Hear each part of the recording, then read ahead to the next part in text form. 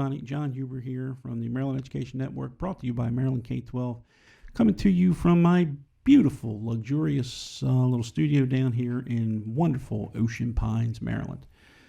Topic of the day, as always, or not as always, but people always like to talk a little bit about school discipline. There's always something to be said, and everybody's got an opinion on school discipline. Round those kids up and kick them out. Well, sorry, but it's just not that simple. So hopefully, I'll give you a few insights on how all this works. But and if you didn't catch my podcast the other day, I would check that out. Talk a little bit about the Constitution, constitutional rights, 10th Amendment, 14th Amendment, that kind of stuff. Because a lot of people think a lot of incorrect thoughts about the Constitution and school discipline and education and whatnot. So hopefully I straighten that out a little bit there.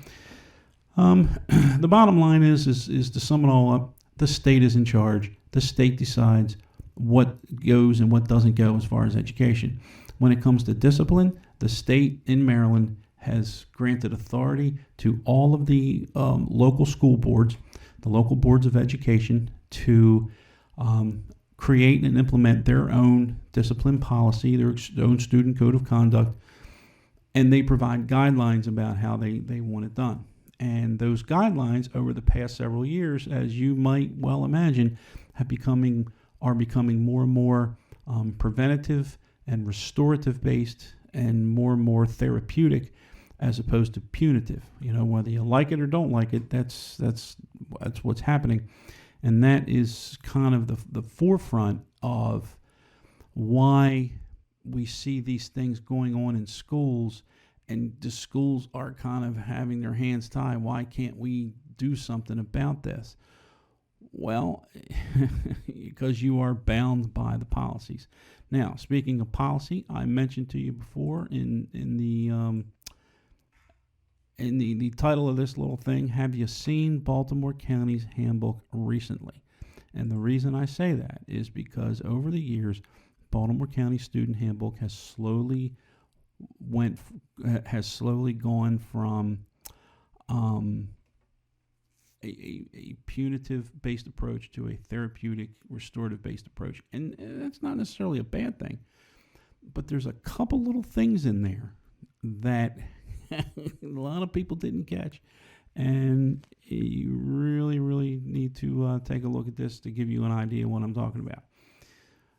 First of all, the entire handbook is divided as far as student discipline goes. There's a few other things in there, but it's mainly about student discipline, student behavior, sort of thing. It talks about prevention, talks about restoration, like restorative or restoring the student's behaviors, and logical consequences. And it's always that logical consequence part where everybody has something to say. And the reason is because I feel, and I'm sure most people do, all that other stuff is terrific. It's great. And I think we absolutely should have it. And it would be a very big disservice to students and families if we didn't have it. But at the end, what are you going to do when all that fails? That's kind of where we are. And in terms of looking at this policy. So the logical consequences is interesting. So it goes on, it has pages and pages about student responsibilities and student rights. Speaking of student rights, here's a little tidbit for you.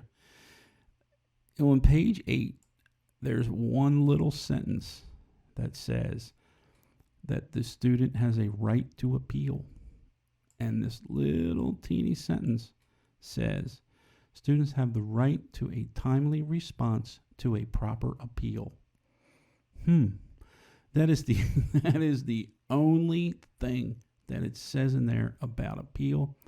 And I'm going to do a whole nother video on that because that is huge. The way it just sits there, they don't really explain it.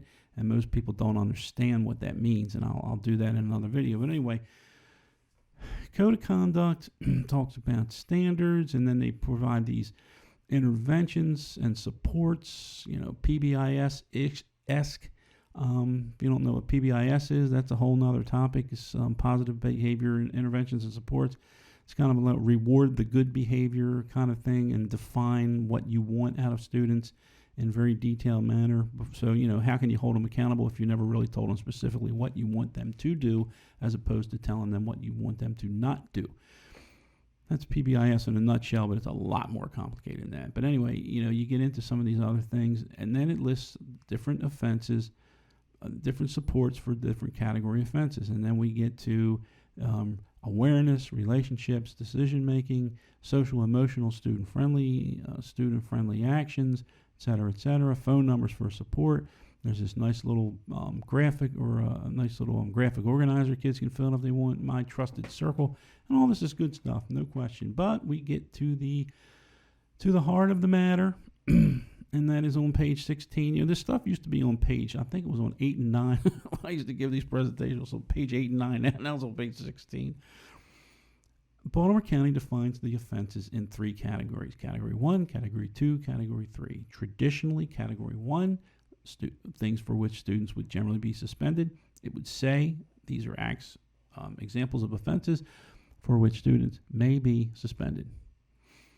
Category 2 was examples of offenses which may be suspended, and they may also be expelled or sent to an alternative school, and there's different wording in there. And Category 3 used to say examples of offenses for which a student shall be suspended, or it would say shall be expelled or removed and sent to an alternative program.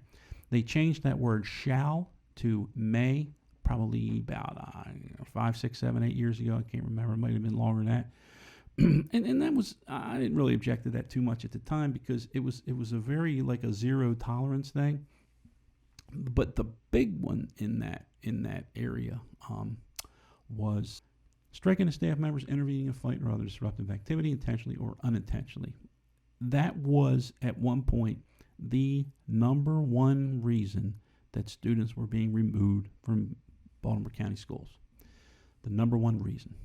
And they looked at it and they said, you know what, these fights are going on where a kid takes a swing and the teacher gets a little push by mistake, and the teacher generally doesn't want to pursue it any further. The teacher's like, fine, it was an accident. I was just trying, and the teacher didn't want it, but you had no choice. So they changed that.